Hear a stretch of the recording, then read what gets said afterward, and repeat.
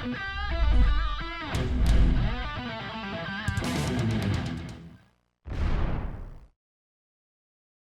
여의도 넘어 TV 오늘 수요일 앵커가 1월 한 달간 휴가로 자리를 비워서 저희 김기욱 앵커와 함께 수요일과 목요일을 여러분과 함께 하고 있는데요. 많은 사랑과 관심을 부탁드리겠습니다. 지금 벌써 시작하기 전부터 600분 넘게 와주셔서 너무 감사드리고요. 좋아요가 145개가 달려있는데 자 좋아요 한 번씩 누르고 시작하도록 하겠습니다. 오늘 아주 멋진 게스트분들 모셨는데 이분들의 훌륭하고 아주 위트 넘치는 논평이 더 많은 분들에게 회자되기를 여러분의 좋아요와 구독 버튼으로 기대해 보도록 하겠습니다. 10시 30분 매일 여러분께 흥미로운 소재로 만나고 있습니다. 어제 아주 놀라운 소식이 2개나 터지는 바람에 기대하시는 분들이 많이 계시는데요. 자 오늘 고수들의 초점을 정치해보시오 닦간다. 정치 뉴스를 닦아볼 세 분의 고수분들과 함께 이야기 펼쳐보겠습니다. 소개해드리겠습니다. 정광재 전 국민의힘 대변인, 이동훈 개혁신당 수석대변인, 그리고 오늘 처음 나오셨어요. 배종찬 인사이트K 연구소장. 어서 오십시오. 네, 안녕하십니까. 반갑습니다. 네. 반갑습니다. 네. 배추도사님 오셨습니다. 그렇습니다. 오늘은 제가 민물장어를 먹고 민물장어 하면 역시 자포닉하죠. 네. 민물장어를 먹고 파닥파닥거리는 예. 배추도사로 지금 전국은 그렇지 못합니다. 이게 뭐 엉망진창이 됐는데 그럼에도 불구하고 우리 다 깐다. 예. 다 깐다. 예.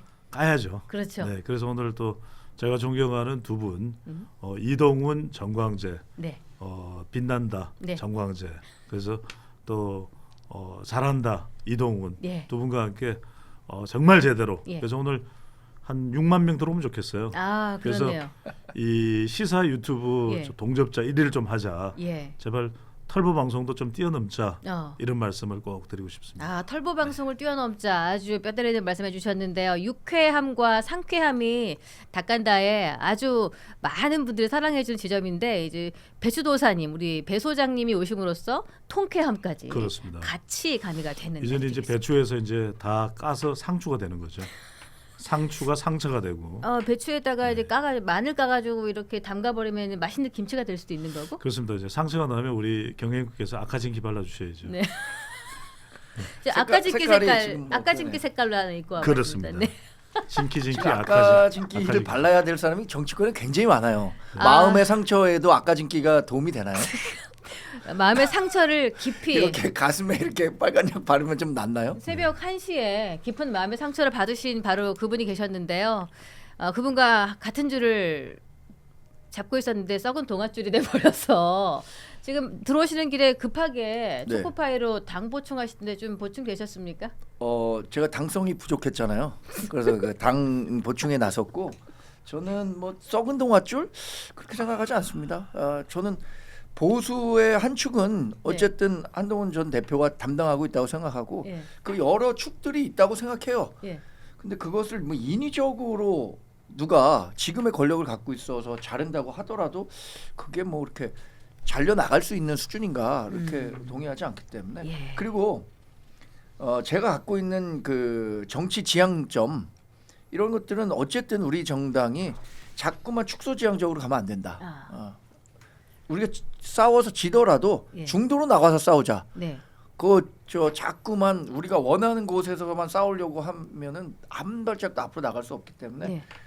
장렬히 전사하더라도 중도에서 전사하겠다라는 우리 생각을 조정옥님께서 정광재님 빨리 탈출하시라 이렇게 댓글이 올라. 저를 걱정해 주신 분들이 많아요. 네. 근데 그 걱정만큼 여하튼 잘 헤쳐나가겠습니다. 제가 좋습니다. 정광재를 한 10여 년 이상 네. 봐왔지만 오늘따라 눈동자가 많이 뚫리고 목소리가 지금 또 상당히 또 이게 목이 좀 가는 네. 그런 목소리를 내는 걸 보니까 지금 많이 좀 흔들리고 있는 거예요. 이럴 때 자포니까 민물장어를 먹어줘야죠. 그러게 말입니다. 이럴 때 먹어야죠. 이럴 그래요. 때죠. 그래요. 맞아요. 이럴 때 힘을 낼 수 있는 민물장어를 좀 간단히 소개를 25,900원입니다. 해드리겠습니다. 여기서 알아서 다 판매를 해주고 계셔서 자 그럼 우리 민물장어부터 소개를 하고 세 분의 속 시원한 정치 해부쇼를 한번 들어보도록 하겠습니다. 먼저 소개해드릴게요. 매일 아침 3차 선별과 손질을 거쳐서 신선한 국내산 민물장어를 여러분께 당일 배송해드립니다. 고창에서 민물장어가 아주 맛깔나기로 유명한 이곳에서 여러분께 보내드리는데요. 날이 추워서 몸보신이 필요하신 분들께 아주 안성맞춤인데 이거 뭐 이것저것 준비해서 장만해서 먹기 좀 불편한 거 아니야? 하실 것 같아서 저희가 세트 구성을 준비했어요. 간장, 매콤 양념, 생강 이렇게 다 세트로 준비해 드리니까 집에서 간단히 구워가지고 드시면 되는데 이게 아주 깨끗하게 손질이 된 상태니까 믿고 선택하셔도 되고요. 그리고 뭐 삼겹살 한 400g에 25,900원을 훨씬 넘어서는 그런 고물가 시대잖아요. 근데 고창 직송 민물장어 1kg을 25,900원에 드리고 있습니다. 이거를 가게에서 상차림으로 드시려면은 한 7, 8만 원 정도가 소요가 되는 그런 분량이에요. 그래서 많이 선택해 주시면 감사하겠습니다. 자, 인터넷 주문 힘드시거나 대량 주문 희망하시는 분들께서는 여의도물 전화번호 아래 자막으로 띄워드릴게요. 151-5280 151-5280번 여의도몰이고요. 네이버 검색창에 여의도몰 검색하셔도 손쉽게 다가오실 수가 있습니다. 저희 상담원이 아주 친절하게 전화 받고 있으니까 많은 애용을 부탁드리고요. 여러분께서 슈퍼챗 주시고 댓글 주시고 또 계좌 후원 주시고 이런 성의와 관심이 이 여의도 TV, 여의도 너머 TV 닭간다 프로그램을 더욱더 융성하게 만드는 힘이 된다는 것을 함께 기억해 주시면 좋겠습니다. 이렇게 오늘 왠지 오늘따라 장어가 필요할 것 같은 이 세 분과 함께 이야기해 볼 텐데 정광재 대변인께서 굉장히 가슴 아픈 주제부터 하죠. 자, 한동훈 심야 기습 제명을 했습니다. 요즘 그래서 뭐 살벌해요. 최고 수위잖아요. 이게 뭐 당원권 정지도 있을 거고 뭐 경고도 있을 거고 이런데 이 제명 최고 수위가 아니면은 쉽게 처분이 내리기가 어렵지 않나 싶을 정도로 요새는 굉장히 세게 나오는데 우리 이동훈 수석님부터 말씀을 한번 해 보실까요? 이거 제명 결정 어떻게 보세요? 어제 이제 저녁에 그 윤석열 대통령 구형이 나왔잖아요. 네. 사형 구형이 나왔고 그리고 밤에는 이제 한동훈 전 대표에 대해서 저는 이걸 정치적인 사형 구형이라고 보거든요. 그럼 이제 윤석열 대통령한테는 법적으로 사형 구형이 됐다면 한동훈 대표한테는 정치적으로 사형 구형이 됐다라고 저는 보는데 그러면서 이제 여러 가지 생각이 들던데 그 두 사람이 이제 사실상 2021년에 저쪽 진영 좌파 진영에서 이쪽으로 넘어와 가지고 그 문재인 정부의 이제 그 실정에 대한 그 보수 진영의 민심에 편성을 해가지고 윤석열 전 대통령이 뭐 대통령이 됐습니다. 그 보수를 대표해서 보수의 지원에 힘입어 대통령이 됐는데 그와 아울러서 이제 한동훈 전 대표도 윤석열 대통령을 도와서 정권을 만들었고 실질적인 공동 창업자라고 저는 늘 얘기를 하는데 그런 식으로 해가지고 두 사람 사이에 또 이제 총선을 앞두고 공천을 두고 갈등이 벌어졌고 그 과정에서 두 사람이 이제 완전히 강을 건너버리는 그런 일이 벌어졌습니다. 그래서 저는 이것이 뭐 단순히 그냥 뭐 보수 내분 뭐 이렇게 얘기하는데 저는 다르게 보거든요. 그러니까 이 한 시대에 어떻게 보면은 용병으로 왼쪽에서 오신 분들 윤석열과 한동훈이 사실상 그 시대가 끝나고 새로운 윤석열 이전의 보수로 가는 거 아닌가. 저는 그렇게 의미를 해석을 합니다. 물론 네. 뭐 다른 해석을 하시는 분들 계시겠지만 예. 저는 그렇게 봅니다. 특히 어제 같은 경우에는 뭐 한동훈 제명 또 윤석열 사형 최근에 또 김병기 제명 이렇게 센 조치들이 막 내려오다 보니까 지금 댓글로 보면은 한동훈 윤석열 세트로 날려버리네 이런 댓글이 나오기도 하는데 요 징계 결정 어떻게 보세요, 우리 배추 도사님? 저는 이제 올 것이 왔다. 네. 저는 예상했어요. 제명 내지 출당인데 뭐 두 개 뭐 다를 게 없죠. 근데 네. 이제 제명으로 가는 이야기는 최근에 이제 정치권의 유행이 제명이에요. 예. 왜냐하면 지금 김병기 의원 제명, 그 다음에 강선우 의원 제명, 네. 그 다음에 이재명 대통령도 제명인가요? 아, 이름이죠. 네. 네. 저는 또 어이가 아니라 아이니까. 네.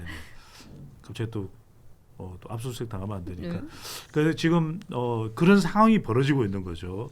그러니까 왜냐하면 이건 제가 이제 현실적인 현상을 분석을 해드리면 장동혁 대표로서는 내내 네. 밤잠을 설치게 만들 수밖에 없는 인물이 한동훈이에요. 그러니까 한동훈 전 대표가 있으면 본인의 어떤 대표로서의 위상 자체가 자꾸 위태롭다. 네. 그렇죠. 자다가도 정말 부기적 일어나는 이게 날 수밖에 없는 거죠. 이게 어떤 정신적인 트라우마 또 정치적인 트라우마가 되는 거죠. 그러면 결과적으로는 이른바 당무감사위원회를 통해서 차도살인이라고 할 수가 있겠죠. 네. 정치적으로 이제 거세를 하는 거죠. 한동훈 전 대표를 잘라내야 예. 내 위상이 온전하다. 이 판단을 안 했을 수가 없어요. 끊임없이 이게 도전받을 수밖에 없기 때문에. 근데 이제 그래서 저는 결과적으로 이런 선택지를 가져간다. 네. 그런데 이따가 이제 제가 자세하게 말씀드리겠지만 네. 이 제명으로 인해서 한동훈 전 대표에게는 기회가 오는 것이고 장동혁 대표에게는 위기가 오는 것이다. 아, 이게 이런 혹시 말씀을 드릴 수밖에 없습니다. 뭐 한동훈 대표의 사이즈를 키우는 것이다. 그렇죠. 예. 이게 제명이 아니라 얼렁뚱땅 또 둥땅 얼렁 예. 봉합으로 갔더라면은 오히려 한동훈 전 대표의 존재감은 묻혔을지도 몰라요.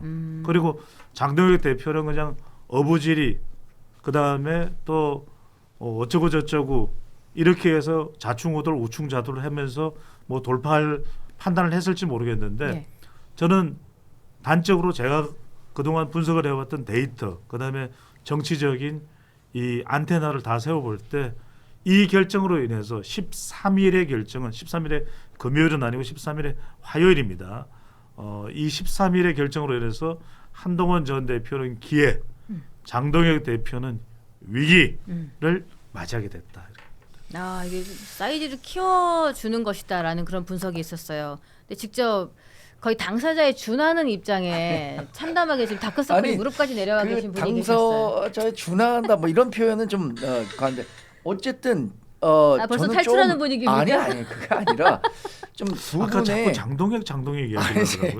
두 분의 고견을 좀 듣고 싶었어요. 근데 우리 배종찬 소장님은 이게 기회가 될 거다라고 하시는데 저는 상당한 도전이라고 생각합니다. 한동훈 전 대표에게. 왜냐하면 이 정도 제재가 이렇게 빨리 나올 거라고 예상하지 못했을 거예요. 저도 그랬고 뭐 친한계에 속해 있는 모든 분들이 윤리위원회 어제 한다는 건 알았는데 네. 김종혁 최고 같은 경우에는 소명하라고 요청했지 않습니까? 그래서 뭐 소명한다고 했잖아요. 네.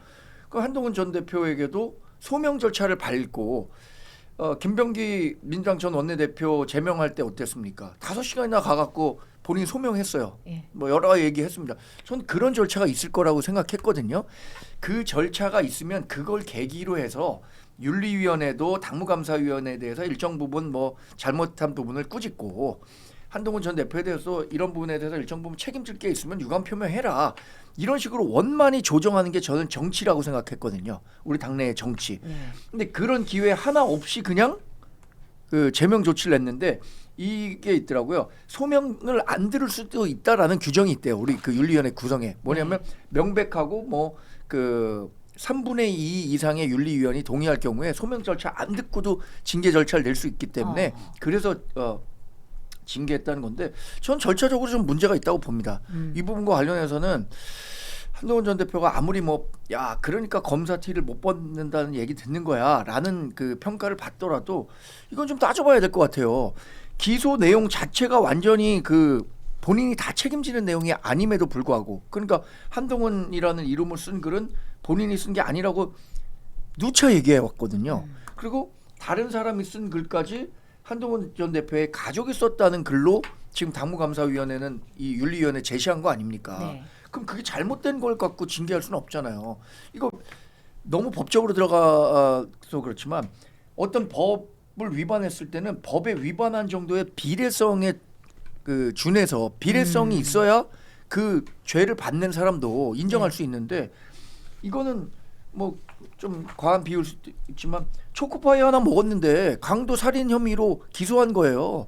전 그거 잘못됐다고 보거든요. 아, 그러면은 한동훈 전 대표가 당에 남아서 계속 징계 결정을 이렇게 하는 상황으로 가실 거라고 보시는 거예요? 징계에 대해서 문제 제기해야 되지 않을까요? 아, 우리 소장님 어떻게 보세요? 하나 이게 제가 궁금한 게 네. 그 오늘 이제 나온 저 윤리위의 어떤 보도 자료를 보니까 거기서 새로 나온 팩트는 저는 주목하는 게 그거거든요. 그러니까 그 한동훈 측에서 늘 주장해 왔던 게 68년생 한동훈과 지금 74년생 한동훈이 다른 사람이다. 동명이인이다 했어요.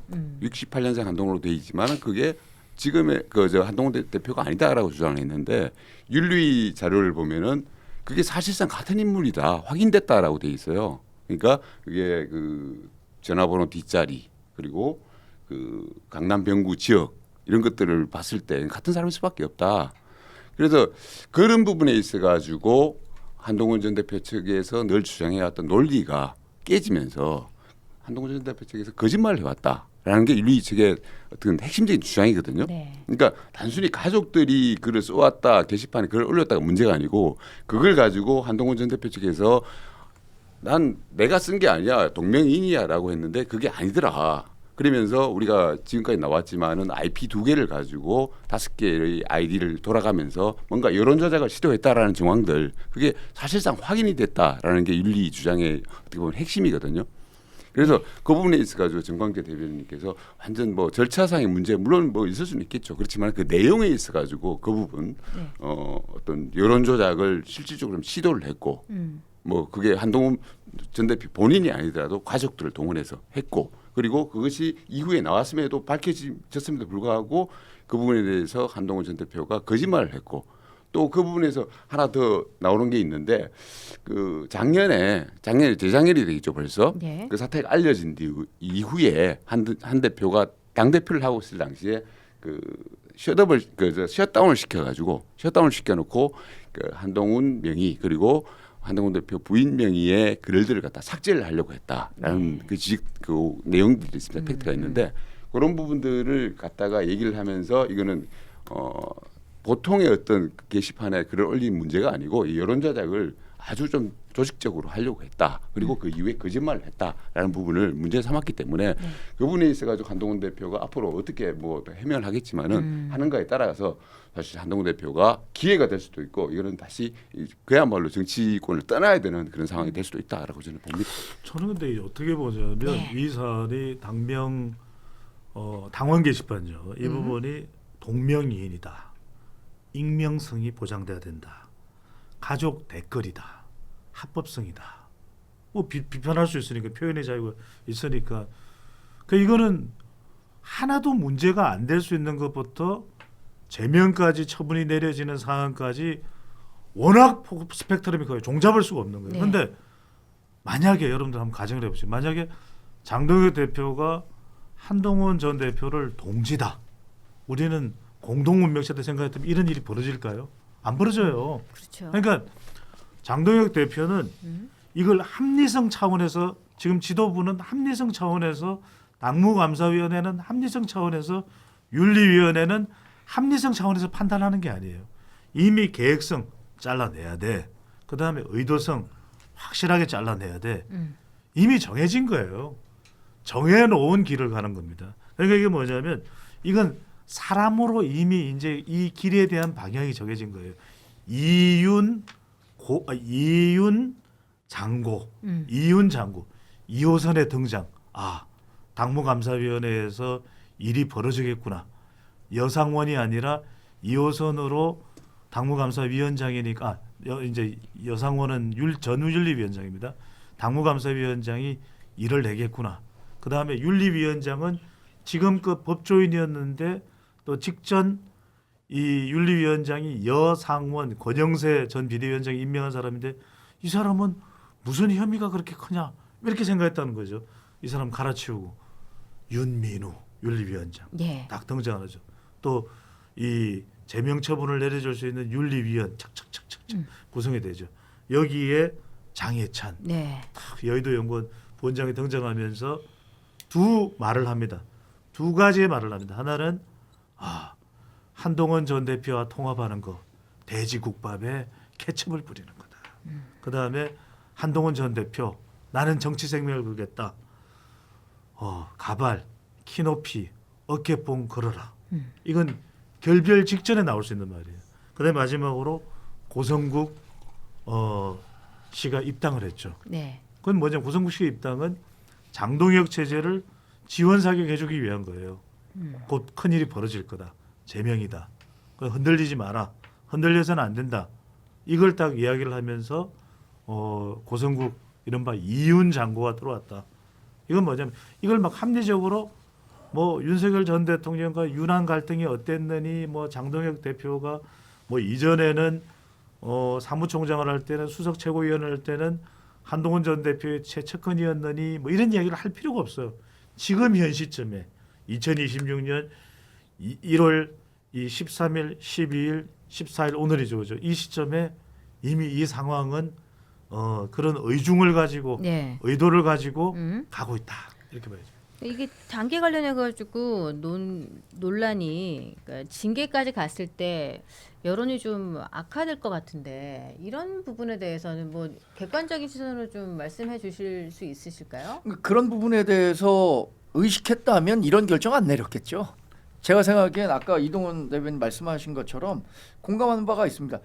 윤석열 전 대통령 사형 구형에 맞춰서 그냥 물타기 성격으로 한동훈 전 대표에 대해서도 빨리 그냥 징계해버리고 이거 다 털고 본격적인 자기 정치의 길로 가겠다라는 식으로 해석해 볼 수밖에 없을 것 같아요. 근데 지금 오늘 당장 네. 어제 윤리위원회 결정문과 관련해서 정정한다고 안내가 왔어요. 예. 뭐냐면 한동훈 전 대표가 본인은 쓰지 않았다라고 강력하게 주장하고 있단 말이에요. 네. 근데 거기에서는 뭐 전화번호, 강남 병의 지역구 뭐 이런 것들을 해서 그 사람으로 특정될 수밖에 없다라고 얘기했는데 당장 뭐라고 했냐면 당무감사위원회의 조사 결과를 바탕으로 했다고 하는데 당무감사위원회 조사 결과가 지금 조작됐다라고 얘기를 하고 있어요. 우리 그러니까 한동훈 전 대표 측에서는. 네. 그러면 당무감사위원회가 이 징계가 필요하다라고 한 것들에 대해서 윤리위원회가 이쪽에서 허위 날조된 걸 갖고 자꾸만 징계해달라고 하면 윤리위원회 뭐 해야 됩니까? 이게 사실인지 아닌지부터 파악해야 되는 거잖아요. 네. 그런 절차 없이 그냥 제명한다면 그거는 그 판결을 받아들일 수 있습니까? 재판받는 사람이. 그래서 이 당무감사위원회에서 조작했다는 게 무엇이고 실제로 가족이 썼다는 게 무엇인지 그거부터 판단하는 게 우선이지. 지금 당무감사위원회가 한 걸 그걸 다 진실이라고 생각해갖고 재판으로 치십시오. 검찰이 얘기한 건 다 이건 다 사실이네 했고 이쪽에서 한 것만 다 인정하고 판정하면 그거 받아들일 수 있어요? 지금 한국사회여론연구소에서 여론조사를 한 거를 지금 잠깐 소개해드리면은 한동훈 단계 논란 제재해야 한다 43.1%, 제재하지 말아야 된다 24.4%. 그래서 여기 응답하신 분들이 구성 자체가 어떤지는 한번 파악을 해봐야 되겠지만 전국에 만 18세 이상 성인 1,003명을 대상으로 한 거란 말이에요.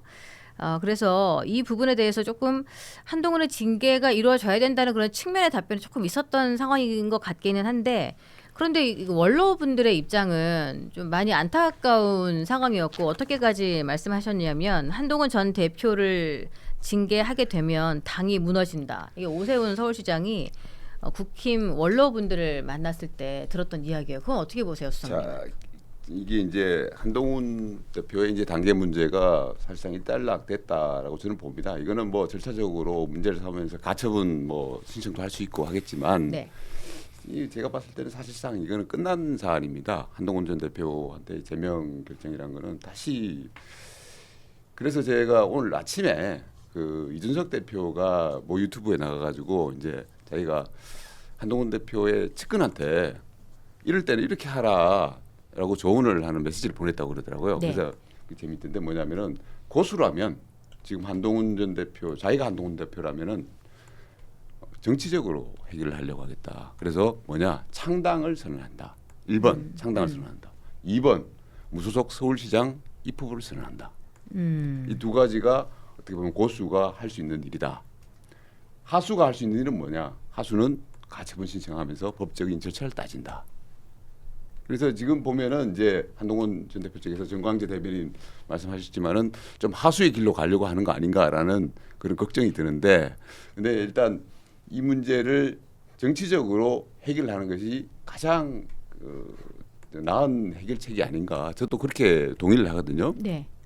근데 지금 당에서 이제 뭐 여러 걱정들이 나오고 이러다면 지방선거 못 치른다 막 얘기가 나올 겁니다. 그러나 지금 이미 장동혁 대표 쪽에서는 이 한동훈을 제명시키기 위해 가지고 여러 가지 준비를 했고 저는 그때 사과하는 것도 이런 빌드업 과정이었다고 보고 그리고 최고위원회 보강해 가지고 정치위원장, 지명직 최고위원 새로 다 임명을 해놨습니다. 그래서 만약 제명 결정을 예상을 했겠죠. 예상이 제명이 나오면은 그런 것들을 최고위원회에서 그 반발 표 없이 가결을 시키고 그렇게 가는 수순을 밟고 있다고 생각하고 이거는 제가 봐서는 돌이킬 수 없다. 이걸 갖다가 법적인 절차적인 문제로 한동훈 전 대표 측에서 뭔가 하려고 바꾸려고 하는 순간 그는 더 뭐 어려운 길로 빠질 수가 있다. 그래서 우리 배 소장님께서 말씀하셨지만 이걸 한동훈 대표가 기회로 삼으려면은 정치적으로 그러면 해결해라. 정치를 어떻게 해결하느냐. 그 두 가지 방안이 될 수 있겠죠. 이준석 대표가 얘기한 거. 근데 그 부분에 있어 가지고 저도 이제 같은 생각인데 한동훈 대표가 사실은 지금까지 자기 선거를 한 번도 치러본 적이 없습니다. 정치 지도자가 돼가지고 뭐 어떻게 보면은 자기 선거를 그렇죠. 치러본 적이 개인 없는 선거를 분이에요. 해본 적이 그러니까 없죠. 이번 기회에 자기 영향이 어떤가를 입증을 해야 돼요. 입증을 해서 그래서 저는 한동훈의 앞으로의 롤 모델은 뭐냐 이준석이다. 이준석 대표 똑같았거든요. 그러니까 그 윤석열 그 친윤 그룹에 의해 가지고 뭐 잘려져 나갔단 말이에요. 비슷해요. 비슷했는데 어떻게 했냐? 다시 살아서 돌아왔어요. 살아서 돌아와서 저는 어제 그 사실은 저 국민의힘 대표실 가가지고 네. 회담을 했지 않습니까? 장동익 대표하고 예, 예. 뒤에 좀 이따 얘기할지 모르지만은 저 이준석 대표가 상당히 감회가 새로웠을 거라는 생각이 들었어요. 왜냐?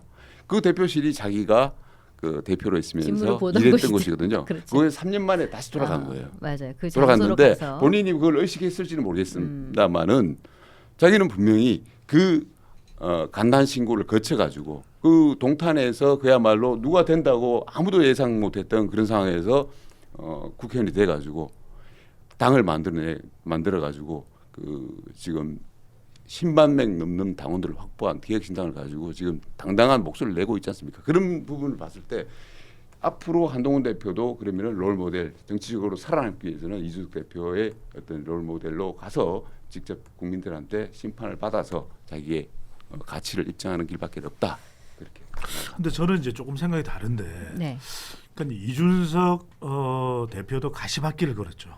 그런 다음에 이 총선에서 화성의 당선을 통해서 되돌아왔지만 한동훈 전 대표는 좀 성격이 달라요. 이준석 대표하고는. 왜 다르냐면은 그러니까 이준석 전 대표의 경우에는 저도 그때 칼럼을 썼어요.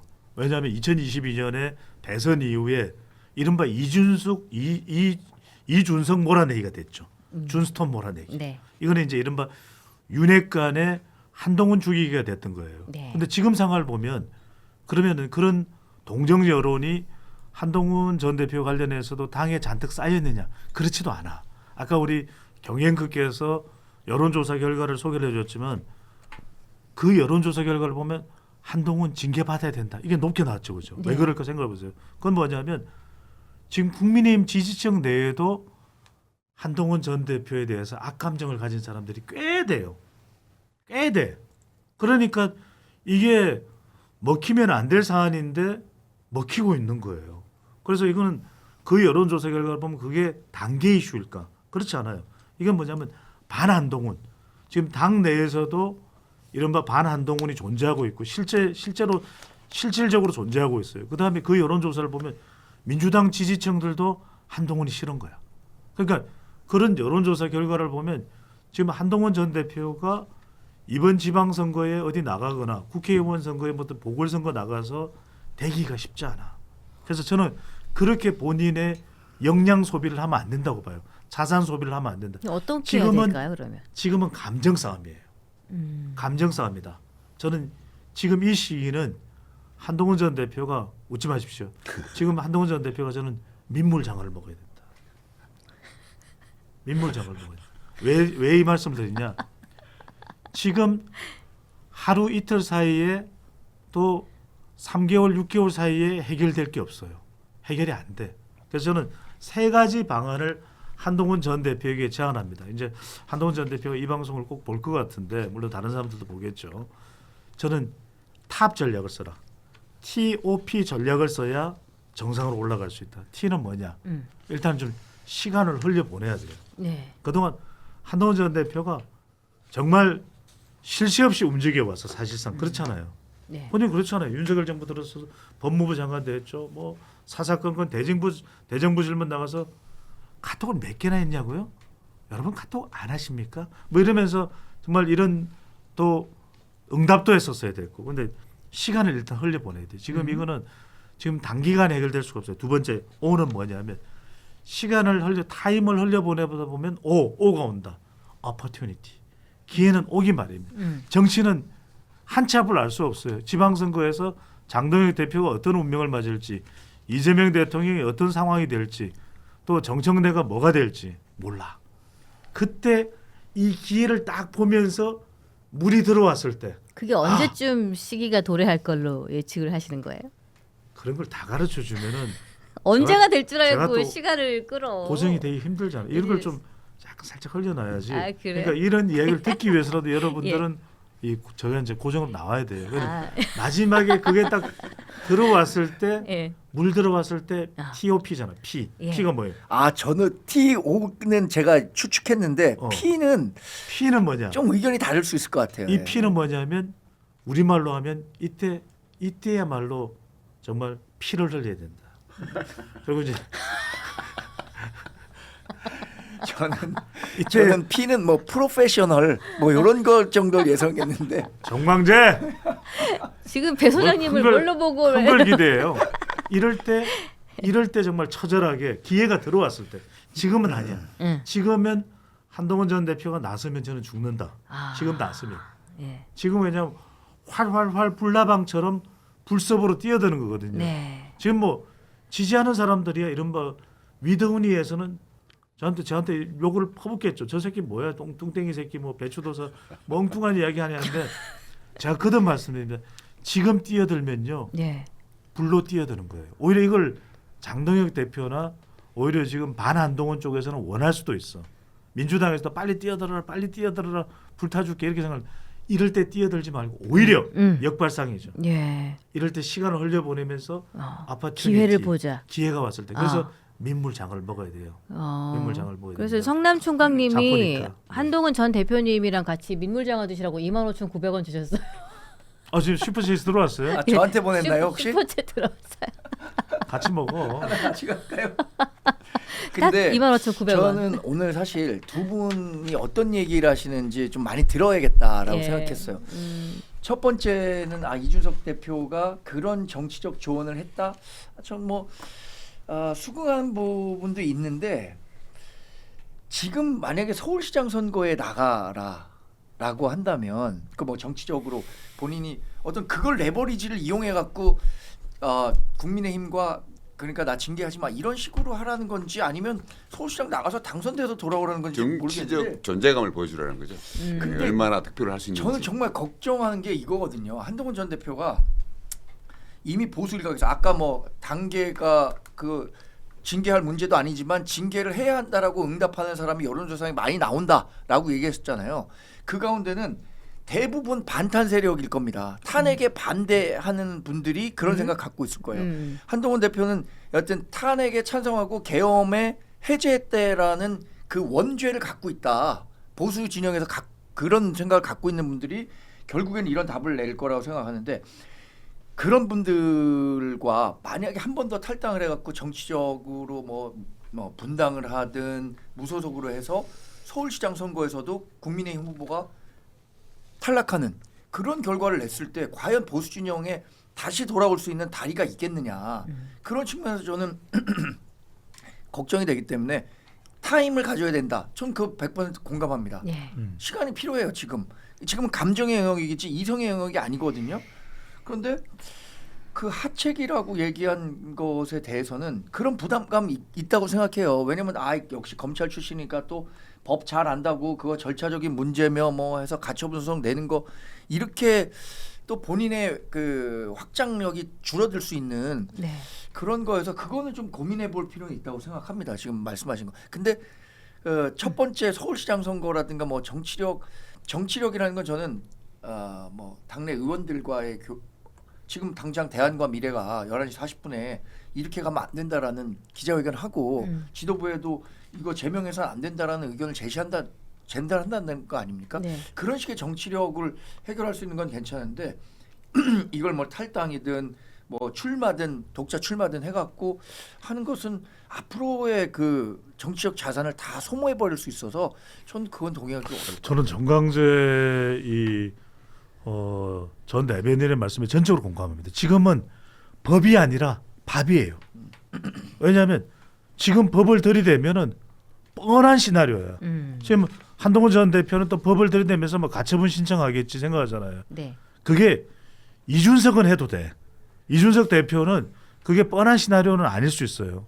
그런데 또 젊고. 근데 이제 지금 전 법무부 장관이 또 더군다나 지금 윤석열 전 대통령이 지금 사형 구형을 받은 상황에서 네. 또 법적 대응을 하는 모습에 한동훈 전 대표 이건 그렇게 인상적이지 않아요. 근데 오히려 이럴 때 시간을 보내면서 오히려 더 상대방이 궁금하고 애타게 만드는 거죠.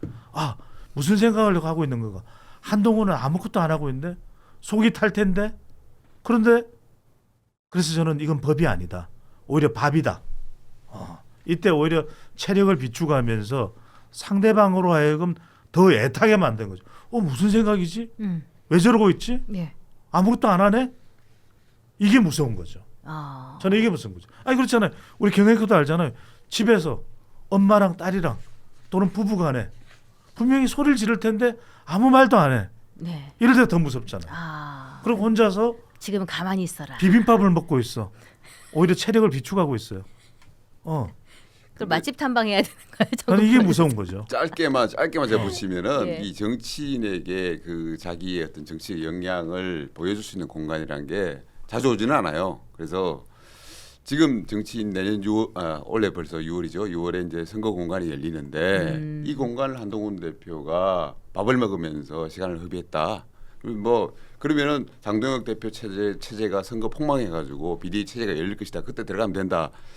제가 봐서는 그건 너무 단순한 생각이고요. 기회가 안 옵니다. 그래서 그 길은 뭐 이런 비유하자면 좀 싫어하는 분들이 있는데 유승민 대표 혹은 이낙연 대표의 길이다.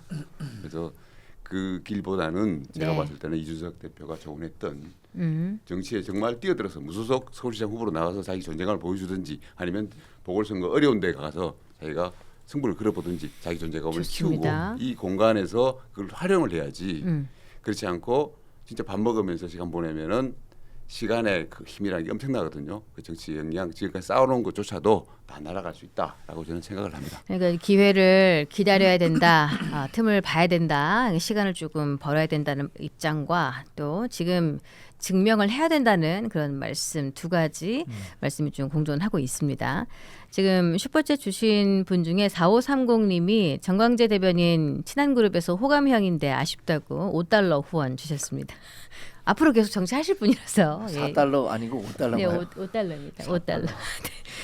개넴님 3만 원 후원 주시면서 이제 한동훈 전 대표 이제 백수인데 여의도몰 광고 특집을 한번 섭외해서 잡아보시라 이렇게 말씀해 주기도 하셨고요. 뿔랄라님 2,000원 주시면서 예.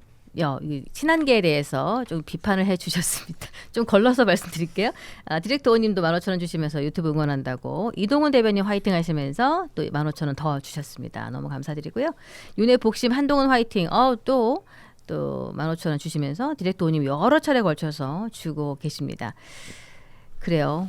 윤정님도 또 이동훈 화이팅. 이동훈 수석 대변인님 인기가 많으시네요. 예, 한여름님도 전화 오셔서 저 슈퍼챗 주시면서 5,000원 후원 주시고요. 배추님 정확합니다. 드디어 나왔나요? 예, 배추님 정확합니다. 그래서 15,000원. 디렉터님이 오늘 한 5번 쏜 것 같은데 15,000원씩. 그리고 선홍욱님께서도 닭간다 플러스에도 배추 도사를 넣어야 된다. 2,000원 후원. 이건 반응이 뜨겁습니다. 아주 그냥. 예. 또 배 소장님이 항상 강조하는 것이 중수청인데 과연 중수청에서 한동훈을 지켜줄지가 의문이다라고 하시면서 SH님께서도 후원을 주고 계십니다. 어쨌든 저기 이슈가 오늘 조금 많은 관계로 다음 이슈 한번 간단하게 짚어보고 넘어갈게요. 특검에서 여러 가지 양당의 제명 이후로 윤석열 전 대통령에 대해서 사형을 구형하면서 좀 세게 확 쐐기를 꽂았죠. 자, 이 사형 구형 어떻게 보셨는지 우리 정광재 대변인. 네, 저는 이 내란과 관련해서 법정형이 3개로 나뉘어져 있잖아요. 네. 그 법을 만들 때 법정형을 3개로 구분한 이유는 내란 행위가 있다고 하더라도 그것이 어느 정도의 경중을 갖고 있느냐라는 네. 것을 따져봐라. 그래서 가장 무거운 경우에 사형을 내리고 가장 가벼운 경우에는 무기 금고를 내려라 네. 라고 규정했을 것 같아요. 그래서 윤석열 전 대통령이 그 했었던 불법 계엄에 대해서는 위헌위협하기 때문에 내란 혐의가 성립된다고 보고 그 과정에서 뭐 내란 혐의 살인이라든가 인명사상 이런 것들이 없었기 때문에 그런 정황들을 고려해서 무기징역을 구형하는 것이 법리적으로는 가장 합리적이다라고 봤는데 네. 저는 뭐 너무 합리적으로만 계속 보는 것 같아요. 특검은 정치적 또 국민 법 정서 여론 이런 것들을 함께 고려해서 네. 구형을 하고 나는 이제 내 역할 여기까지 다 했다. 그러니까 재판부가 알아서 판단해라라는 식으로 저 패를 재판부에게 돌린 거 아닌가라고 봤습니다. 배 소장님 이게 네. 특검이 사형 구형하면서 뭐 전두환 신군부부 세력보다 엄정하게 단죄해야 된다 이런 얘기를 했었는데 전두환 전 대통령하고 비교했을 때 우리 윤석열 전 대통령 누가 더 나쁜가요? 지금은 여론상으로 오히려 더 나빠져 있는 상황이죠. 그렇게 또 그렇게 또 이제 몰고 있죠. 그러니까 이제 지금 전두환 생각이 잘 나지도 않을 거예요. 왜냐하면 전두환 세대와 전혀 무관한 지금 유권자들이나 여론조사에 응답하는 사람도 있을 테니까. 왜냐하면 사실상 윤석열 전 대통령 관련해서는 내내 또 방송이 되잖아요. 그러니까 이게 이른바 답정구예요. 답이 정해진 구형. 그러니까 이미 사형은 예상한 거예요. 그래서 오히려 윤석열 대통령 사형보다 한동훈 제명이 더 이슈가 컸었으니까. 그러니까 이거는 뭐 지난번에. 답이 뻔한 거니까. 예. 별 왜 이렇게 이게 시간이 걸릴 거라는 것도 다 예상한 거고. 그러니까 뭐 새로운 게 없는 거죠. 이렇게 하는 건 뭐냐면 그냥 뻔한 이야기죠. 내란 청산하겠다. 이걸 근거로 빌미로 해서 그래서 결과적으로는 국힘을 심판하겠다는 거예요. 이 여론으로 이어가기 때문에 우리가 뭐 역대 대통령 이야기해도 지금 윤석열 전 대통령 그러니까 온 국민의 공적이 돼 있잖아요. 네. 물론 뭐 윤석열 전 대통령을 지지하고 또 하는 뭐 이 또 유권자들도 있고 국민들도 있습니다만 그 비중은 잘 드러나지도 않고 네. 오히려 이제 이걸 통해서 사형에서 이 구형 관련해서는 이제 뭐 사형이냐 무기징역이냐 여러 가지 이야기들이 많았고 뭐 한원섭 서울대 이 법학전문대학원 명예교수는 오히려 사형을 하는 것이 더 정치적으로 윤석열 전 대통령을 키워주는 것이다. 뭐 이런 이야기도 했단 말이에요. 그런데 이거는 예. 정말 하나는 알고 둘은 몰라서 그래요. 왜냐하면 지금 특검은 사형이라는 것을 이미 정해놨기 때문에 안 그러면 난리가 날 거예요. 개딸이나 이런 데서 뭐냐 사형이 아니야. 날 사형해 막 이럴 거란 말이에요. 근데 이제 일단 지기현 재판부는 19일 네. 2월 19일 날 1심 선고를 내립니다. 예. 일단 1심 선고는 뭐가 나올 거냐? 무기징역이죠. 왜? 네. 우리는 사실상 사형 미집행 국가잖아요. 그럼 이게 사형이면은 말 그대로 이 파장은 정말 걷잡을 수가 없을 수도 있을 거예요. 왜냐하면 이게 단순히 이제 윤석열 전 대통령에 대한 개인에 대한 사형이 아니라 국가적인 부담이니까 이건. 네. 그래서 지기현 재판부는 2월 19일 날 이것도 답이 정해져 있어요. 1심 선고는 무기징역으로 내려질 것이다.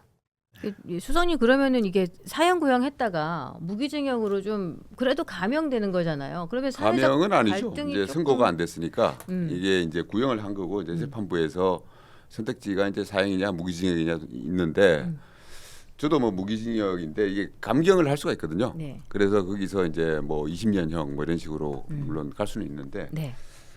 저는 개인적으로 사실은 이게 구형이지만 사형이라는 단어가 주는 이제 무게감이 있기 때문에 예. 이게 좀 새롭더라고요. 그러니까 예상은 했지만 그러니까 사형 이러니까 이제 그 무게감이 새롭던데 왜냐하면 또 이제 제 개인적으로 뭐 특수 관계이기도 하고 한때 이게 제가 그 뭐 1호 대변인도 하고 했던 입장에서 그런 어떻게 보면 좀 자괴감이 들기도 한데 저는 네. 그래서 이제 그런 생각이 들었어요. 그러니까 그 우리가 그 과거에 쿠데타 12.12 사태나 이런 걸로 해서 5.18 그 사태로 해서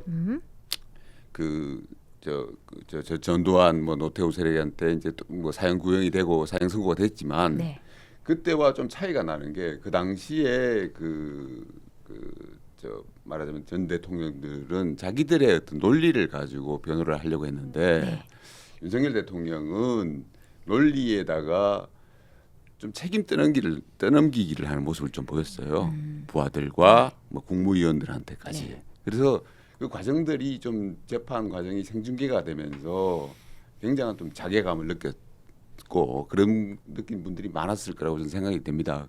대통령이 돼가지고 어떻게 한때 대통령이었는데 대한민국의 어떤 나라를 이끌던 사람이 저런 모습밖에 못 보여주느냐라는 그런 자괴감이 저부터 들었거든요.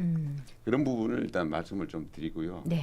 그래서 하여튼 좀 씁쓸했다. 그리고 초반에 제가 말씀드렸지만은 2021년에 보수의 어떤 그 민심에 등을 업고 여기에 그 입성을 해가지고 대통령까지 됐지만 예. 결국은 보수에다가 큰 막 자폭하듯이 수류탄을 던져놓고 이제 이렇게 가버려가지고 지금 보수가 지금 굉장히 어려운 상황인데 그 시대가 이제는 저물어 가고 있다. 한 시대가 가고 있다. 네. 그래서 새로운 어떤 보수의 국면이 펼쳐질 것이다. 그건 아울러 뭐 한동훈 전 대표 얘기도 했지만은 그 두 분이 이제 여기서 좀 그 뭐랄까 페이드 아웃되는 그런 모습들 시작이 아닌가 저는 그런 생각을 합니다. 아니, 개인적으로. 국민의힘에서 민주당이 던지는 자폭을 다 감싸주고 있는 것 같아. 뭔가 뭐 강선우, 김병기 제명 이 사건 탁 터지니까 바로 또 한동훈 제명 뭐 이렇게 또 윤석열 사형 뭐 이어지는 이런 상황으로 연결이 돼 버리니까 아 이게 또 어떤 다음 국면으로 이어질지. 그 상황과 관련해서 저는 이렇게 좀 설명을 드려볼게요. 민주당이 자꾸만 휴먼 에러라고 합니다. 개인의 일탈, 뭐 김병기 시스템 에러가 아니라 휴먼 에러다 네. 이렇게 얘기를 하고 있는데 이게 일정 정도 민주당이 얘기하는 게 국민들에게 먹히고 있는 것 같아요. 네. 특히 민주당 지지자들에게는 잘 먹히는 것 같고 그러면서 즉각 어떤 조치를 내놓는단 말이에요. 예. 그러니까 이런 휴먼 에러가 발생할 때 민주당은 이것에 대해서 그게 꼬리 자르기라는 비판을 받든 어떤 식으로든 조치를 내놓으면서 민심을 반영하는 듯한 모습을 보이기 때문에 휴먼 에러고 또 그런 잘못에 대해서 시정하려는 노력이 있으니까 그래도 민주당이 괜찮다 이렇게 판단하는 것 같고 국민의힘에 대해서는 휴먼 에러가 아니라 시스템 에러다. 시스템 에러라는 건 당 전체가 갖고 있는 윤석열 전 대통령과 뭐 이 계엄, 탄핵, 또 이번 내란 재판 이런 것과 관련해서 당에서도 여전히 이렇게 얘기한단 말이에요. 내란몰이 그만하라. 이 내란이라는 것은 법이 3심 종결될 때까지 무죄 추정의 원칙인데 왜 자꾸만 내란이라고 하느냐. 네. 강변하죠. 그 법적으로는 가능하죠. 그러나 정당이 법 따지는 것입니까? 정치하는 것입니까? 그런 면에서 국민의힘이 윤석열 전 대통령에 대해서 어떤 말도 제대로 하지 못하니까 이건 당 전체의 시스템 문제야. 너네는 시스템 에러야. 이렇게 판단하니까 국민의힘이 그렇죠. 이걸 받아내지 못하는 거죠. 그래서 전체적으로 이 흐름이 조금 그렇게 흘러가는 가운데 자, 뭐 여러 가지 이슈들이 있어가지고 한번 다음 이슈 한번 짚어보도록 하겠습니다. 자, 이번에는 김병기 전 원내대표가 민주당에서 제명 처분이 났죠. 근데 재심 청구를 하면서 와, 이 사람 뭐 갖고 있는 거 아니야? 이런 의구심이 막 증폭되고 있어요.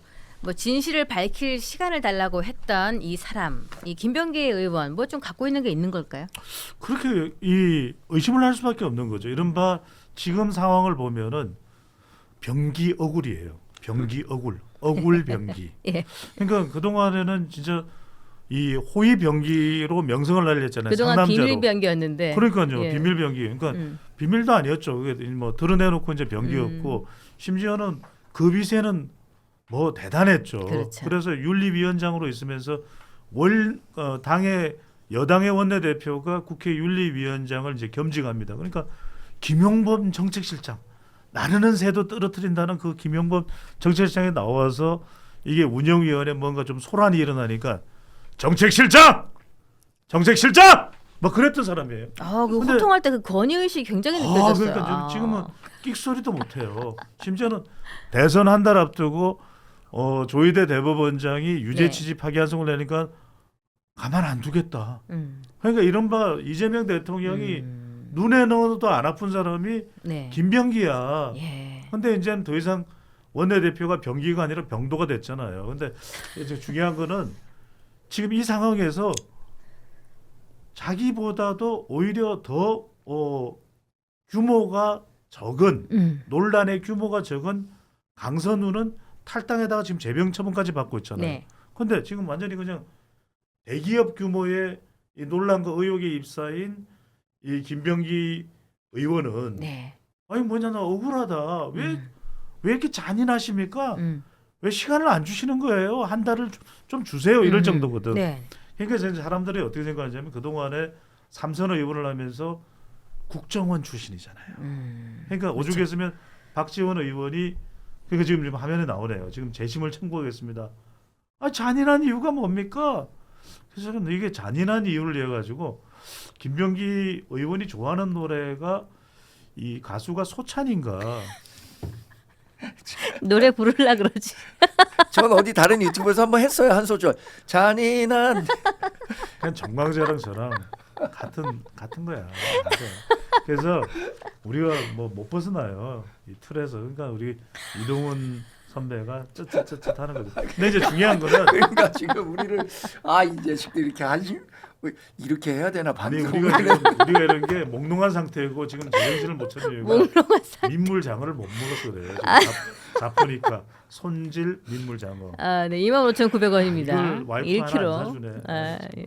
심하네. 지금 여의도몰에서 주문하시면 돼요. 그러니까요. 여의도몰입니다, 여러분들. 몰. 네. 아, 그런데 이제 그래요? 중요한 거는 그러니까 이런 상황인데 음. 황금폰이 있는 거 아니냐. 그래서 뭔가 그렇죠. 그동안에 공천도 많이 관여를 했고 예. 이걸 딱 꺼내들면 그래서 많은 분들이 제가 분석을 해드릴게요. 많은 사람들은 일주일 내로 이걸 터뜨리면서 김병기 사태가 확대될 것이다 했는데 저는 절대로 이 카드는 안 써요. 왜? 맞습니다. 이걸 터뜨리는 순간 예. 김병기 의원도 문제지만 지금 온갖 이 논란과 또 의혹에 휩싸여 있는 가족들도 끝장나는 거예요. 수사를 받고. 그럼 이거는 김병기 의원이 이 병기가 가족들을 향하는 병기가 되면 안 되잖아요. 네. 그래서 저는 이른바 황금폰을 뚜껑을 열어서 판도라의 상자가 열릴 것이다 했는데 저는 오히려 이걸 쥐고 있으면서 지금의 파장을 수사를 좀 무마하는 네. 최소화하는 예. 그것을 지금 노리고 있을 것이다. 이 사람도 기회를 보고 있다. 그렇죠. 카드를 근데- 쥐고 기회를 본다. 그렇죠. 그러니까 지금 김병기 의원도 장어가 필요하겠네요. 그러면은. 많이 필요하죠. 예. 지금 한 10개 좀 사야 될 것 같아요. 문고신을 좀 해야 근데 되는 지금 단계. 10개 사면 할인되지 않아요? 여의도몰에 문의해 보시면 되겠습니다. 온누리 상품권도 돼요, 이게. 근데 이제 중요한 것은 지금 통일교도 그렇고 예. 뭐 여기다 덕지덕지 신천지까지 갖다 버리는데 다 이 칼 끝은 이 방향은 예. 결국 지금 유행어가 되고 있는 게 뭐 제명이라 그랬나 하여튼 네. 또 이재명 대통령을 다 향하고 있어요. 통일교도 그렇고 그렇죠. 지금 또 김병기 의원과 관련 그래서 저는 끊어내고 털어내고 해야 되는 상황이 오지 않겠나 싶습니다. 이게 그래서 김병기, 또 강선우, 김경 세트가 요새 아주 활약이 대단한데 근데 여기 그 동작구 의회 카드도 받나요? 여기 여기 아니 김병기 의원이 필요하면은 사모 총장님이 혹시 이게 이용하실 수 카드가 있어서 그 본인 실명 인증하는 카드 아니어도 되는 거죠? 아니 아니, 왜냐면 아니, 형님 잠깐만, 본인 카드로 저는 하실 필요는 없는데 정광재가 왜 고정인지 모르겠어요. 제가 고정해야 돼요. 지금 제가 더 재밌는 얘기했잖아요. 지금 이게 시대적 흐름과 맞는 그 유머였잖아요. 저는 이게 그러네요. 카드 유용 문제가 지금 의혹이 불거지니까. 일단 그러면 동작구 의장의 법카를 동작구 주차장에서 받으셔가지고 결제하시면 된다는 말씀을 드리겠습니다. 그런데 뭐 정치인들이 진짜 뭐 놀리는 것 같아. 강선호 의원요. 뭐 수사 협조에 최선을 다하겠다 이런 얘기를 해놓고 본인 노트북하고 태블릿이 없어지고 또 아이폰을 줬는데 비번을 안 알려주고 뭐 어떡하란 거야. 아이폰은 지금 비번 없으면 포렌식도 안 된다면서요. 수석님 어떻게 보세요 이런 거는. 국민을 뭘로 하는가 싶은 생각이 들 정도로 굉장히 불쾌한 거죠 이런 면은. 그러니까 뭐 저기 경찰이 일단 자초한 거죠. 그러니까 이게 가장 중요한 증거가 될 수 있는데 압수수색을 빨리 해가지고 확보를 했어야 되는데 저 김기영 서울시 의원 같은 경우에 그 미국까지 출국까지 해가지고 가가지고 네. 뭐 핸드폰을 아마 바꾼 걸로 보여지는 정황들이 드러나지 않습니까? 텔레그램을 교체를 하고 이런 사막에 버리고 온 것 같은 그러니까 정황이 있습니다. 그런 것들 보면서 이제 경찰이 그걸 갖다가 들어와가지고 에스코트까지 해가지고 데리고 가가지고 집에까지 모시고 갔다가 3시간 조사하고 시차 적응이 안 되고 건강에 문제가 있다면서 돌려보내고 아주 스윗한 모습을 보이는 예. 그런 경찰이 과거 이진숙 위원장한테는 바로 뭐 주차장에서 수갑 채워가지고 연행하던 그런 경찰이 맞나 싶을 정도로 그런 예. 이 경찰이 사실상 이게 자초를 한 것이고 이런 경찰을 믿고 어떻게 이런 공천 헌금이라는 공천 뇌물이라는 이런 사안을 갖다가 맡길 수 있겠느냐라는 의문이 당연히 들 수밖에 없습니다. 그러니까 공천 뇌물 이 시스템이라는 게 지금 정치권 이번 사태를 계기로 해가지고 알아야 되는 게 지금 아무리 뭐 정치가 맑아졌다 하더라도 지금 은연중에 다 하고 있다는 얘기예요. 네. 그러니까 그 기초의원 같은 경우에 3천만 원, 광역의원 같은 경우에 1억 그 민주당에서 돈 받는 액수가 지금 드러났지 않습니까? 곧 6월달에 지방선거가 있는데 지금도 그 구의원 되고 시의원 되려고 하시는 분들이 위에 국회의원들한테 헌금을 갖다 주고 있을 가능성이 많습니다. 그리고 이건 밝혀내기가 힘든 게 보시다시피 서로가 말을 맞춰버리면은 입을 닫아버리면은 밝혀낼 수가 없어요. 그런 공천 헌금 시스템을 갖다가 이번 이 사건을 계기로 해서 뭔가 저 밝혀내면서 건재를 시켜야 되는데 네. 일단은 그 방법은 제가 봤을 때는 특검으로 갈 수밖에 없다. 어제 그 이준석 대표와 장동혁 대표가 그 특검에 관해서는 합의를 했지 않습니까? 가자. 네. 경찰에서 이런 수사 상황 일단 지켜보겠지만은 안 될 경우에는 뭐 특검을 갈 수밖에 없다라고 이제 합의를 했기 때문에 그런 특검을 통해서 사실상 해야 되고 조국 혁신당도 동참을 해달라 이렇게 요구를 하고 있는 상황이고요. 네.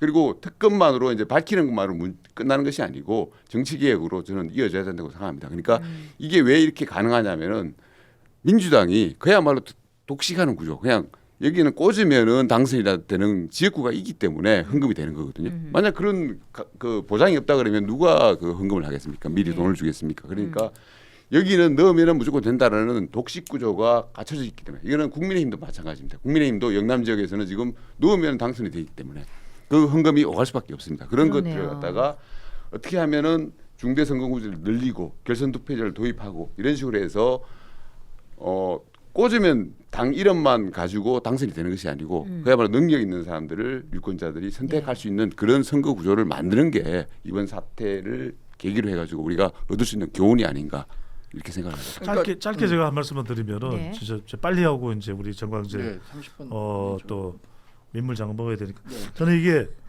정말 공천헌금이 통일교랑 다 연결되는 거예요. 그러니까 결과적으로는 공천헌금은 아닐지라도 통일교로부터 그런 청탁의 뇌물을 받는 거잖아요. 네. 그런 의혹이 있는 거잖아요.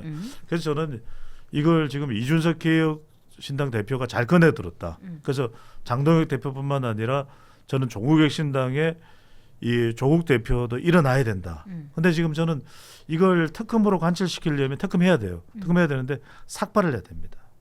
왜냐하면 그 단호한 의지를. 근데 지금 조국 대표가 주저하는 이유는 아마 삭발 때문일 거예요. 헤어스타일이 중요한 사람이니까. 그렇죠. 이게 네. 쉽지 않습니다. 근데 지금 이준석 대표는 가능해요. 두상이 예뻐. 그래서 저는 지금 이동훈 수석 대변인 바로 삭발하고 그 다음에 이준석 대표까지 이어서는데 장동혁 대표가 이게 삭발까지 할지 어떨지는 모르겠습니다만 예. 그걸 해서 단호하니 이게 불이 붙을 거예요. 그렇게 되면 그럼 수석님 만약에 삭발 만약에 필요하다면 뭐, 저도 우리 동접자가 6만 명 넘었으면 동접이 6만 되면 아니 종접 6만 저도 삭발할게요. 혹시 동접자가 6만 되면 약간 이 머리털이 없어지면 힘이 없어지고 괜찮습니다. 저는 할수 있습니다. 머털도사처럼 약간 괜찮아요. 네. 그런, 심으면 돼요. 네, 예. 저는 삭발하겠습니다. 2028년 총선 앞두고 삭발할 일이 있겠네요. 네네 6만 되면 그러니까 2028년 동접자. 총선 전엔 제가 생각하기에 이 여의도 네. 넘어 동접자 6만 명 될 수 있다고 보거든요. 고정을 위한 너무 무리수를 두시는 아니, 것 같아요. 6만 동접자 6만. 네. 그러니까 이게 네. 예, 저도 마지막으로 네네. 한 말씀만 드리자면 아까 얘기하신 것처럼 특검을 우리가 소수 야당이기 때문에 다 합해도 통과시킬 수 없잖아요. 그럼 국민 여론을 정말로 있는 대로 일으켜 갖고 민주당이 특검 카드를 받지 않으면 안 되는 수준까지 몰아붙여야 되는 거 아닙니까? 그런데 우리 진영 내에서 왜 한동훈 전 대표 같이 제명하고 우리 진영에 있는 사람들을 쳐내면서 하고 있냐 이게 전 답답하다는 거죠. 그러니까 장영 대표 지금 좋습니다. 특검 하자는 여론 빨리 환기시켜야 되는데 그 여론을 만들어낼 수 있는 여러 스피커들을 정말 하나로 모아야 돼요. 그래야 될까 말까 한 일인데 우리 진영 내에서 일부는 완전히 뭐 제명식으로 배제해버리고 이렇게 해갖고 과연 특검 카드를 관철시킬 수 있을 것인가, 관철하겠다는 의지가 있는 것인가, 그런 진정성이 의심될 수밖에 없는 상황으로 가고 있다. 저는 그렇게 보고요. 제가 30분 내에 좀 일어나겠습니다. 지금 30분인데. 예, 알겠습니다. 먼저 네. 좀 보내드리겠습니다. 네, 죄송합니다. 예, 먼저 두 분께 좀 여쭤볼 거 조금 더 하고 갈게요. 저희는 그러면은 죄송합니다. 바빠서 그랬구나. 네. 예, 어디 한동훈 전 대표 만나러 아이, 가요? 죄송합니다. 네, 30분까지가 오늘 방송 시간이라. 예, 그러니까 알겠습니다. 이제 우리가 상시 편성 체제이기 때문에 네. 다음 주부터는 제가 이제 저 자리에 앉아서 고정이 되는 거죠. 네. 끄지 마십시오. 네, 안녕. 나가는 네, 순간 험담이야 우리는. 네. 아 그래서 방송이 끝나면 곧 이제 정광재 이 전 대변인의 자막이 올라올 것 같습니다. 그동안 고맙습니다. 고마웠다고 예, 네. 회색으로 처리를 죄송합니다. 예, 이러면서. 페이드아웃 시키는 걸로 그렇게 네. 하겠습니다. 아 그래서 서울시 의회 김병시 의원 같은 경우에는 의회 차원의 징계를 돌입한다 그러는데 이 김병시 의원이 최근에는 본인이 쓰던 PC에 하드디스크가 아예 없는 상태가 되어 있고 또 태블릿 같은 경우에는 뭐 고장났다 그러면서 쓰던 거를 반납도 안 하고 새 기기를 받았대요. 그러면서 되게 이 사람이 새 제품에 대한 욕망이 엄청 크기로 의회에서 유명한 그런 의원이었다는 이야기를 들으면서 그게 뭐 공용 물품이잖아요. 우리 서울 시민 세금으로 운영되는 그런 거, 그런 작은 것 하나도 지키지 못하는 것이 와, 이 사람이 이렇게 돈으로 당선되고 돈으로 다 이루어지고 얼마나 자만한 상태였던가라는 생각을 하게 되면서 오늘 뭐 여론조사 전문가시잖아요. 우리 배 소장님 네. 오셨는데 우리 김병기, 강선우, 김경 이 공천 헌금 파동 이런 또 사회적 무리를 일으키는 해외 도피에 뭐 공용 물품 뭐 분실에 이런 사태까지 벌어지는데 그리고 이혜훈 후보자까지. 근데 왜 여당 지지율이 안 떨어지는 거야? 예, 잠깐 말씀드릴게요. 예. 정당의 지지율이라는 것을 지금 민주당 지지율은 대통령이 끌고 가고 있어요. 네. 지금 대통령이 대립각에 서 있는 인물이 없죠. 그러니까 이제 이재명 대통령의 지지율이 영향을 받으려면 대립각에 서 있는 인물이 있어야 돼요. 네. 그러니까 윤석열 전 대통령 때만 하더라도 윤 전 대통령이 그런 비상계엄 상황이 오기 전까지는 그래도 지지하는 사람들이 꽤 있었죠. 예. 그러니까 이른바 이재명, 윤석열, 이재명 이게 있었단 말이에요. 지금 없어요. 이른바 이재명의 대립각에 서 있는 인물이 뭐 이동훈이나 정방재나 뭐 또 우리 경행크나 있어야 되는데 없어. 그다음에 또 하나가 뭐냐면 계속해서 대통령은 이른바 전광판 보면서 지지율 관리에 들어가 있어요. 이 지지율이 민주당을 끌어올리는 거예요. 자, 반대로 이제 민주당이 휘청 삐그덕 또는 헛발질 이렇게 했을 때 이 지지율을 앗아가야 되는데 이 가져갈 수 있는 정치적 반사 이익을 노려야 되는데 국민의힘이 발생하는 데냐. 이 반사 이익을 가져가기 위해서는 3P가 돼야 돼요. 아까 제가 물 들어봤을 때 피를 철철 흘릴 이 각오가 돼야 된다 그랬잖아요. 준비가 돼야 된다 그랬잖아요. 근데 3P는 뭐냐? 첫 번째 P는 필로소피. 이 철학적으로 외연을 확장할 수 있어야 돼요. 중도를 들어와. 그다음에 두 번째 P는 뭐냐면 실력입니다. 우리 항상 이동훈 수석 대변을 이야기하면서 보수의 실력은 뭐냐? 안경. 이 안경이다. 안경 끼고 있잖아요. 안경을 쓰고 있잖아요. 뭐다? 안보. 그다음에 경제. 이 실력을 보여줬는데 국민의힘에서 뭐 안보나 경제 관련되는 어떤 이슈를 선점한 게 있습니까? 없어. 예. 뭐 부동산이면 부동산. 지금 뭐 서로 내부에서 싸우기 바쁘잖아요. 마지막이 뭐냐면 이 P가 중요해요. people. 사람이 똘똘 뭉쳐야 됩니다. 오죽했으면 이 이승만 대통령 아시잖아요. 예. 봤어요? 보지는 네네. 못했어요. 이승만 대통령이 이른바 뭉살헛죽, 뭉치면 살고 흩어지면 죽는다. 바로 6.25 전쟁을 온몸으로 막아낸 사람이 바로 이승만 아닙니까? 네. 여러분, 저는 이승만입니다. 뭉치면 살고 흩어지면 죽습니다. 네. 이 이야기를 했다. 아, 오랜만에 들어보네요. 그분 똑같죠. 목소리를. 예. 임자 해봤어? 박정희 대통령. 근데 이제 YS 확실히 이게 결단이 있었단 말이에요. 예. 그러니까 똘똘 뭉쳤어요. 아. 오죽했으면 그래도 이승만은 조봉암에게도 손을 내밀었어요. 박정희는 이른바 호남에도 손을 내밀었어요. YS는 자기를 반대했던 DJ 품에 있었던 김상현에게도 손을 내밉니다. 지금 김영호 의원의 아버지죠. 예. 박찬정 변호사를 찾아가서는 YS가 뭐라 그럽니까? 박동지 기도합시다 이러면서 하나님, 하나님이 아니 하나님 이랬단 말이에요.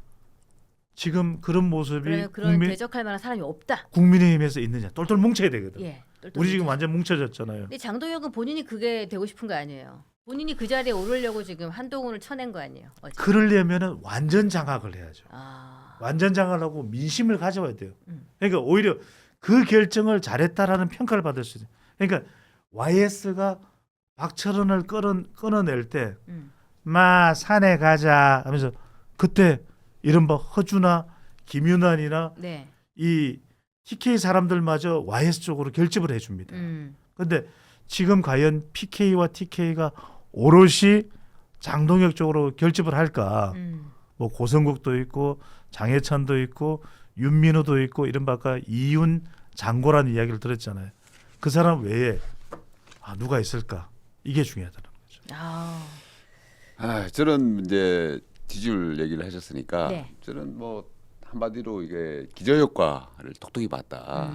이재명 대통령은. 그러니까 지금 돌이켜 보면은 지금 어제 이제 특검하자고 해서 이제 쭉 이 정부의 그 실정들이랄까요? 그 비리 나온 걸 얘기했는데 대장동 항소 폭이 있었고요. 그리고 통일교 관련해서 의혹들이 네. 지금 제기가 됐고, 그리고 그 공천헌금, 김병기, 강선울 공천헌금 의혹들이 지금 줄줄이 지금 이슈를 덮듯이 막 터져나오고 있는데 예. 이게 돌이켜 보면 이게 6개월 정도밖에 안 된 이 정권에서 이런 일들이 벌어지고 있는데도 불구하고 대통령 지지율이 저렇게까지 높게 유지가 되고 있다라는 거는 정말 이해하기 힘든 일인데 네. 전적으로 저는 윤석열 전 대통령의 그 실정에 따른 어이없는 계엄 사태 이런 거에 따른 기저효과라고 저는 봅니다. 그래서 그 기저효과를 지금 이재명 대통령이 아주 기술적으로 잘 활용을 하고 영리하게 잘 활용을 해온 거죠 지금까지. 예. 그래서 근데 실체를 들여다보면은 사실 지금 우리 경제가 굉장히 어렵지 않습니까? 네. 그러니까 주식은 주가는 많이 올라가 있는데 그 내면을 들여다보면은 물가가 굉장히 높고 환율 굉장히 높게 올라가고 있고 그리고 부동산 문제가 아주 그 서민들 옥죄고 있는 게 사실이고 이런 부분들이 이제 곧 터져 나올 것이고 그리고 기저효과를 누렸는데 네. 그 부분들이 곧 끝나간다. 왜? 윤석열 대통령 사형 구형이 되고 사실상 마무리가 됐다. 윤석열 대통령에 대해서는 이미 이제 정치적으로 어떻게 보면은 이미 사람들이 접었다. 그렇기 때문에 그런 것들이 올해 이제 지방선거를 앞두고 이재명 대통령에게 오롯이 포커스가 맞춰지면서 그 국민들이 제대로 된 평가를 할 수 있는 시기가 점점 다가오고 있다. 저는 이렇게 보고 있습니다.